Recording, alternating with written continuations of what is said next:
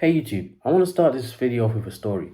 So, this was about 3 weeks ago, near the end of my off season, and I was going down a hill, and I was like, this hill's it was really long, so I was like, why don't I just sprint down it? So I did that, and this was the first time I ever just let go while I was going down the hill. Usually I always have that fear of what if I fall over, what if I trip? But this time I was like, let's just drop that fear. So my form just got inches better. I stopped overstriding by inches, inches and inches until my legs just started cycling. And it was kind of like pushing a ball down a hill. You just give it that initial push and then it just starts to increase its velocity without your help. And that just started happening. My leg just started spinning and spinning and spinning. And this was going on for at least like 15 seconds, at least, maybe even longer. And whilst this was happening, I was like, I'm definitely going like maybe sub 10 speed. This was like fast. I mean, thinking back on it, that might not be true because I never experienced sprinting faster than 11 seconds. So maybe it was sub 11 speed, but it felt speedy, like way too fast. Like if that version of me and normal me were to race, I wouldn't even be able to eat dust. That's how fast I was moving. And after that,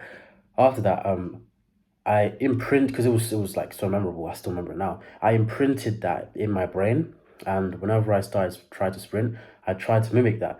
So in my head, there were phases. I started off and I went, and then I quickly got to my top speed, and then I fixed my form, and then I entered speed beyond what I should normally be able to reach, and then I let go mentally. I just relaxed and just let what happened happen, and then I went into the flow and I sped up even more. I went entered what I like to call burst mode, and I held burst mode, which was the shocking thing. So I was like, what if I could do that on a straight? So I continued my normal training, and recently I've realized that the speed that I got before I entered this burst mode, which is faster than my maximum velocity, I'm able to achieve quite quickly now. Obviously, this isn't timed, but this is my belief. If I was to go in a race, I would be able to achieve that. And this brings us on to the actual video, which is the benefits of uphill and downhill sprinting. For sprinting up a hill, it's quite obvious. You obviously get to be able to improve your starts and just get better technique for that and generate more power at the start of your race. But for the latter half, there's not really much. It's kind of just like do your best and hope for the best. To give a good example, would be like looking at Christian Coleman or Subing Chan. You see both of them, they have rocket starts, but once they've hit their max velocity, they're going to start decelerating because they don't really have much speed endurance. Not that they don't have much speed endurance, it's that they're too tense because of their rocket start. So they're not used to holding their speed, or they don't really know how to hold their speed so that they don't slow down. Which is why even though Subing Chan holds the fastest 60-meter ever recorded, his time when he was in that 100-meter was something like 10.89. It was something like that. Maybe it was like 10.8. Maybe I'm lying, but it was around there. And then when you consider the fact that Usain Bolt has, I don't even remember the exact timings because Usain Bolt has a faster 60-meter, whereas a slower one by slight amounts. I don't really remember, but when you consider the fact that Usain Bolt has a similar 60-meter time, but he holds the world record, it kind of just goes to show the differences. So this brings us on to that, like I said, the actual study, which was uphill and downhill sprinting. So this is kind of random because I was just thinking about this from doing that one downhill sprint, and I wanted to actually get some quantitative evidence on the benefits of downhill sprinting, not so much uphill. Everyone does uphill sprinting. It's one of those basic things you do in your training, but not many people do downhill. So I went on the internet and I found two studies which I wrote some notes down on. They're going to be linked to the description. And the first study was 3 pages. So if you're thinking of not rereading these, I would recommend it because they're really short. The first one was only 3 pages, only had two pages of content, start from the introduction finish at the conclusion. And then tagged on this first study was the second study, though you're gonna have to go and search it up if he wasn't go straight from that study. Luckily, again, in the description. So the first study looked at the benefits of downhill sprinting purely, I believe. I believe it was purely just downhill sprinting, because that was the reason why I looked in the first place. So for this, you got 20 sprinters aged between 16 and 18 from West Bengal, India. And it says 50 yards for the testing for pre and post test of the training. So, but I don't really believe so, because they've got times. They got an average time of 7.5, and when you consider the fact that most people could probably walk 50 yards, which in meters is about 45 meters in 7.5 seconds, you do kind of think, okay, maybe this was wrong. I mean, this study was kind of messy. So I'm going to assume instead of 50 yards, they mean 60 meters.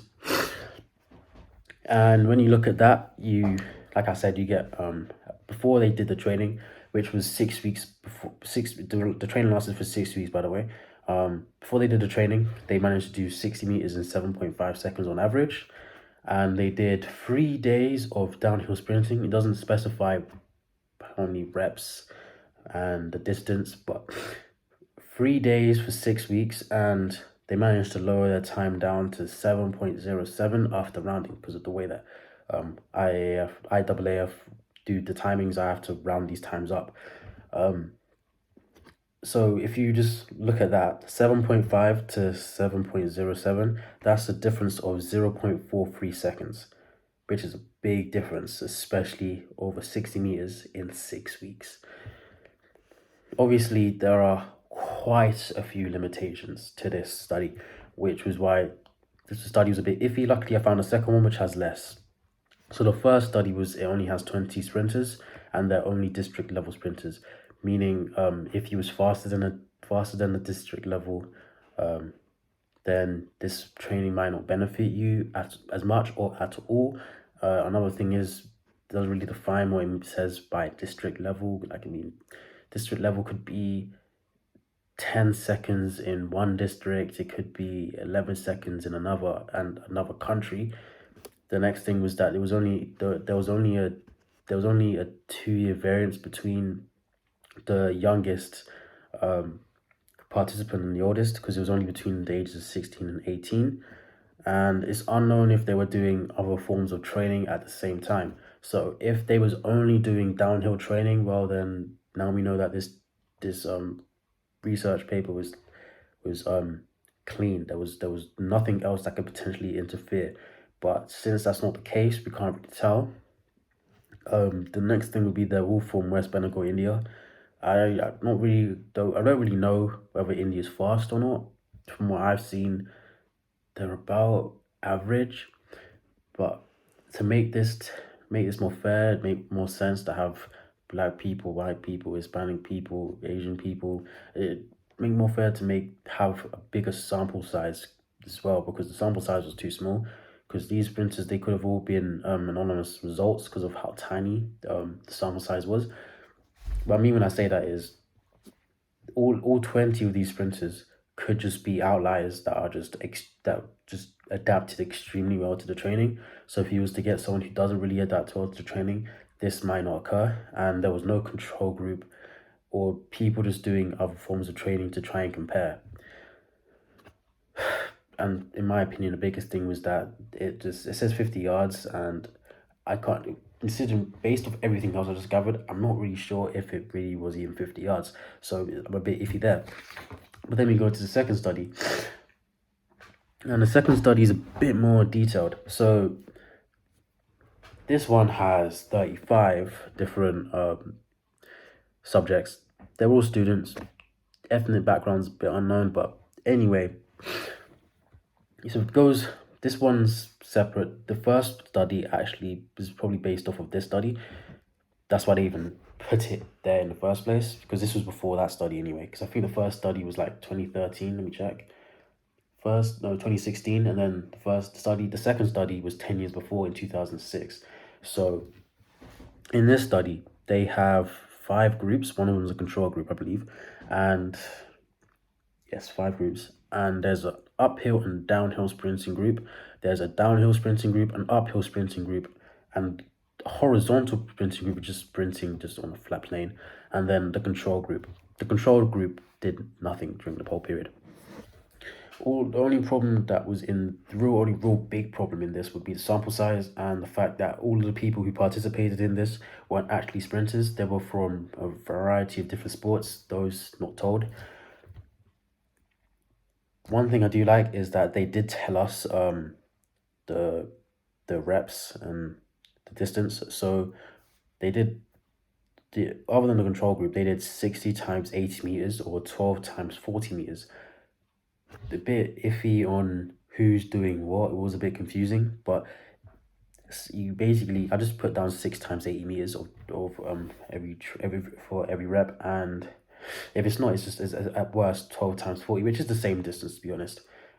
And there was 10 minutes of rest between each one. The uphill and downhill sprinting groups, they did obviously uphill and downhill sprinting throughout a period of, I believe it was 6 weeks. And the downhill did downhill. It's quite self-explanatory with the same rep range. There was a couple of things that are worth knowing before we actually go into the study. I'm going to quickly list the limitations. So they were all aged between 21 and 25. Obviously, there's a bigger gap between everyone, but this isn't the biggest because this training, they again could be outliers because there's only 35 students. They're a bit more, but still only 35.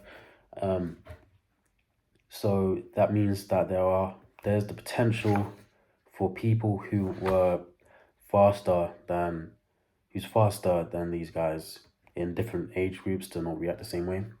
If he was older, you might not. It doesn't really say the benefit, what would happen, and the benefits or cons of people who are older doing this training, people who are younger doing this training. So it doesn't really say. And then obviously, like I said before, the sample size was a bit small with 35. But other than that, there was a couple of things that I thought were worth noting down from this study. Again, that this one I definitely recommend reading.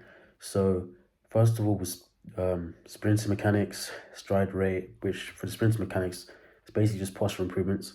Stride rate, stride length, contact time, flight time, and maximum running speed. I'm going to quickly go over these one by one. So I'm not really going to go into any detail at all about any of the groups other than uphill and downhill sprinting because they're the most interesting. They made the biggest improvements, obviously, too. So they improved by 3.5% for maximum running speed. They started off on average at 8.28 meters per second, and they managed to get their running speed to increase to 8.557 meters per second. To put that into 100 meter time, that would be equivalent to improving from 12.2 seconds to 11.67 seconds, which is a 0.43 improvement, which actually mirrors the improvement done in the first study, but that first study was a bit iffy, so we're not really going to talk too much about that one. And again, in 6 weeks, which is quite impressive. The next thing would be they'd had mild posture improvements for their mechanics. The mechanics did slightly improve in various areas such as knee high, hip high, a couple of others, but those are the main ones that I remembered. Other than that, the next thing would be stride rate. That improved by 3.5%.